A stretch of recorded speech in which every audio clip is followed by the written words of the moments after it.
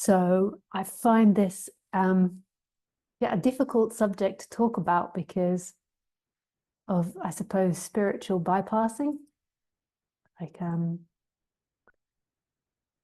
there's such a tendency for the mind to want to seek for things and seek for experiences to get out of something that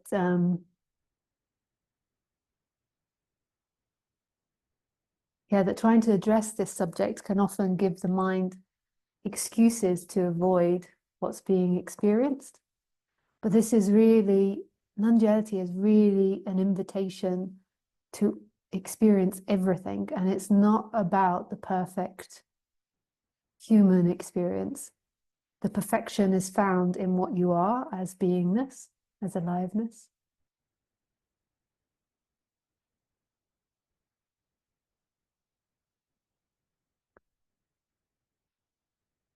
So I feel like the first thing is to point out what I mean by non-duality, and what non-duality is to me.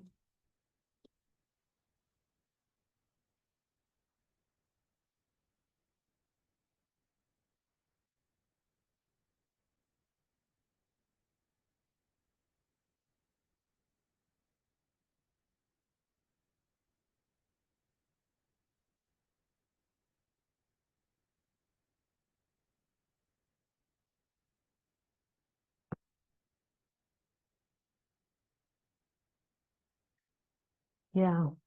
What is non-duality?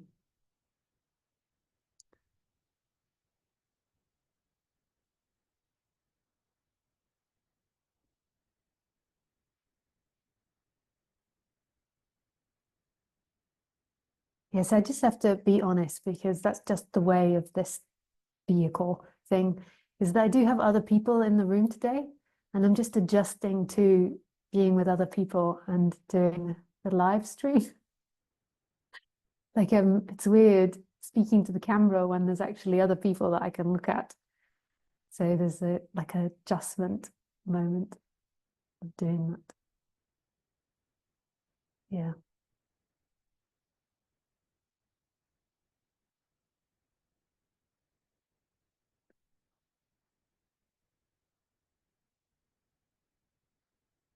I'm normally all by myself doing this, just me and the camera.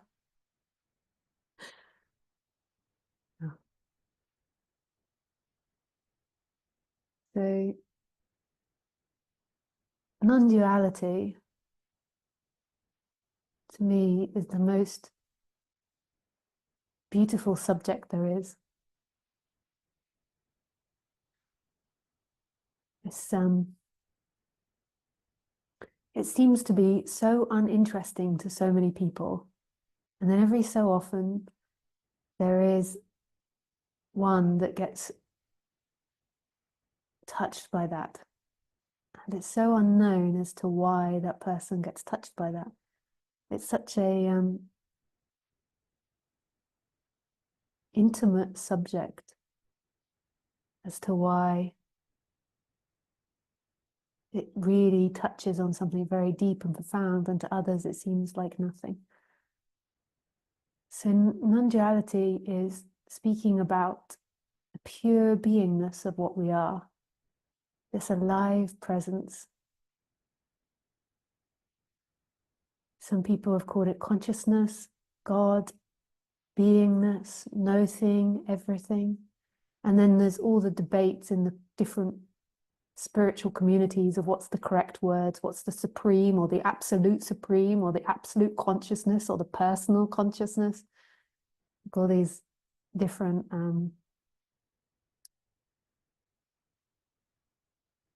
words.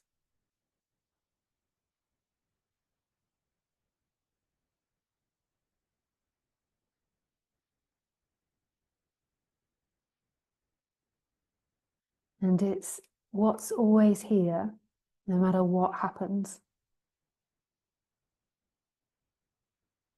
So thoughts change, feelings change, emotions change, ideas change, but beingness, the alive presence of what we are, never changes. And it's so deeply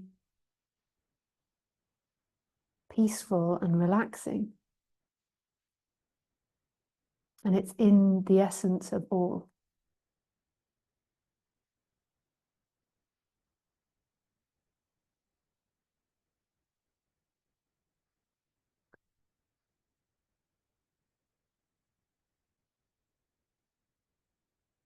It is the essence of all.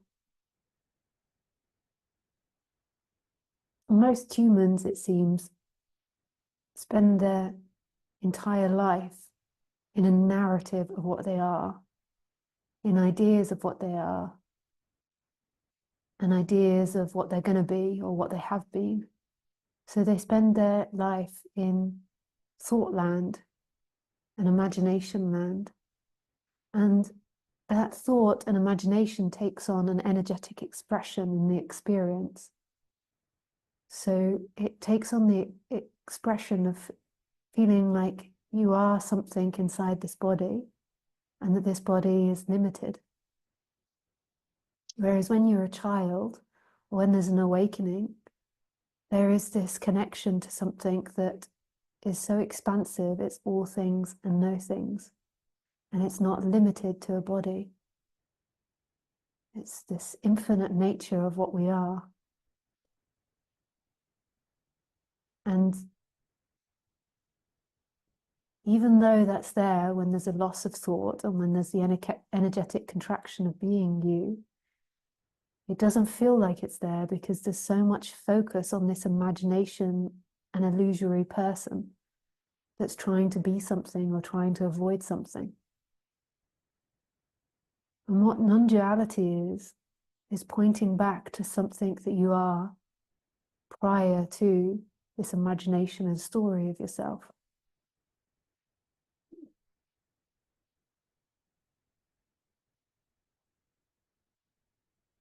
And that's not an emotion, it's not a feeling, it's not a thought, an idea, it's not a behavior. It's this intimate sense of being you. You could call it the empty looking or consciousness, or the impersonal I am, or I amness, some people say, or amness, beingness. And what non-dual awakening is to me is the movement from being a time-bound character to being this presence of what you are. So it's an energetic movement from a time-bound world to a timeless world. And then in that timeless world appears and disappears a character, but that character is no longer an experience. It is an experience. And why we say it's the end of suffering is because the beingness is totally at peace. It's totally home. It's not peace as a feeling. It's peace as it is. Its nature is peaceful. So when there's a movement back to that, there is an element to you that's always in peace. This can create lots of bliss and lots of love in the human form, but it's not about that. And that's not a given. It can't, the emotions change.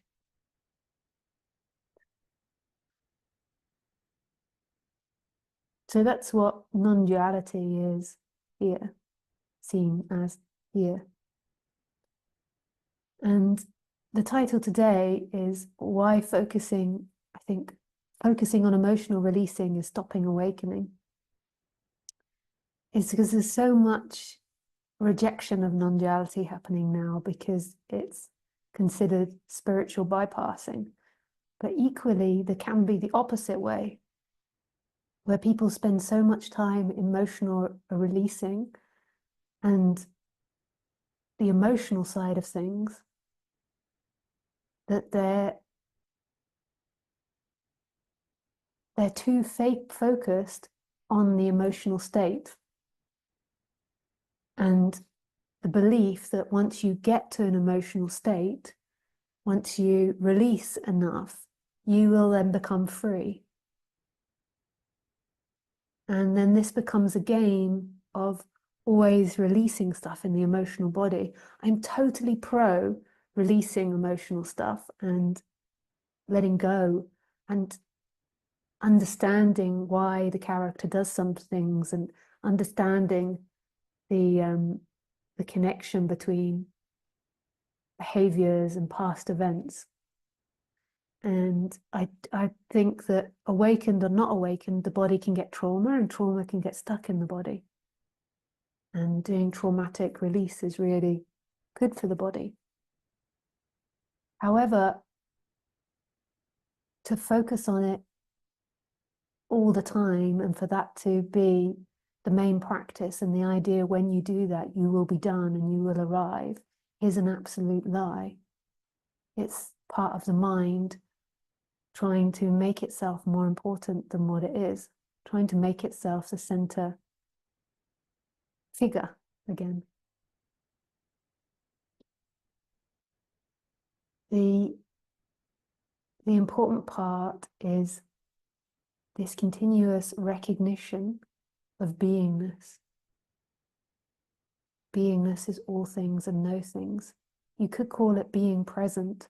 At first, it might manifest like a practice that you are being present. But eventually it just begins to take over. Presence is just coming forward because it's your nature. It's not something that you have to do. But when the person is really lost in itself, it's constantly going backwards in time. And so the seeking and the story is very strong. So the movement out of the story into the present moment is what seemingly happens. And often has to be some form of emotional release in order to do that. But at some point, something else takes over where the beingness and the consciousness begins to come forward. It's not really forward, but that's what it feels like, because it feels like the consciousness and the beingness are behind everything.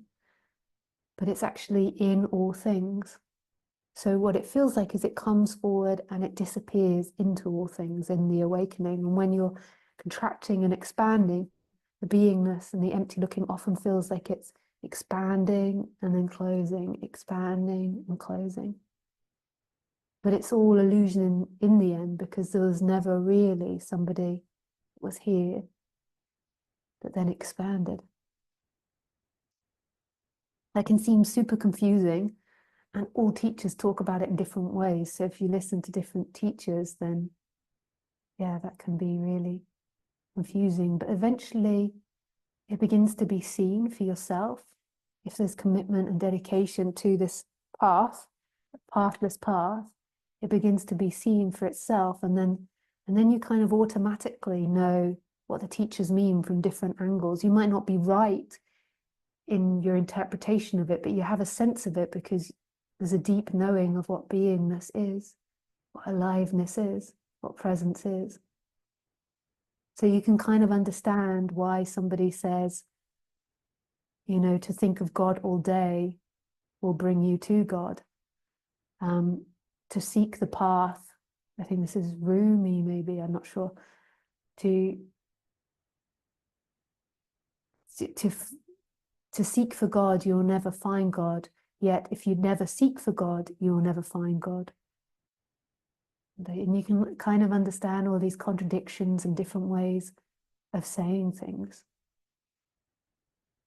because it's becoming more obvious and apparent.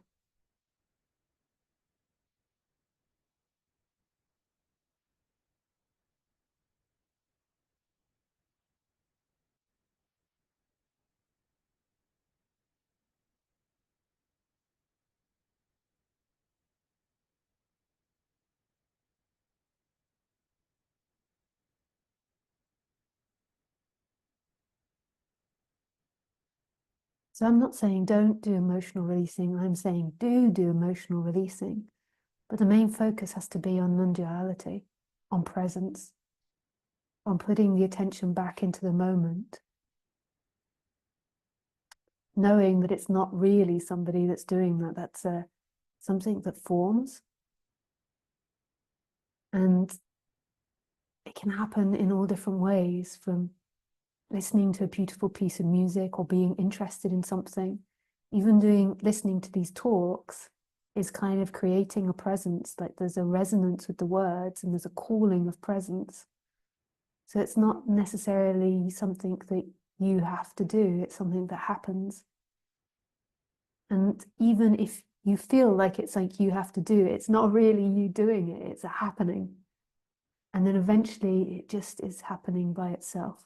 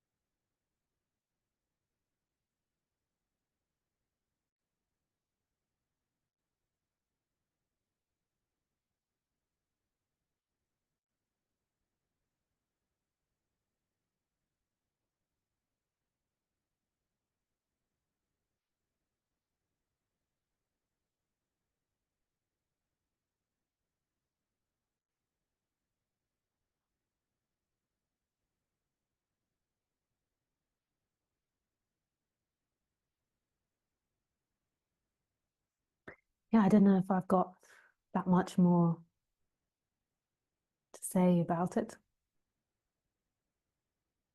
I was very quick. That came out very quickly. But yeah, maybe some of you have questions about it. You can ask questions in Zoom or you can ask questions in Telegram.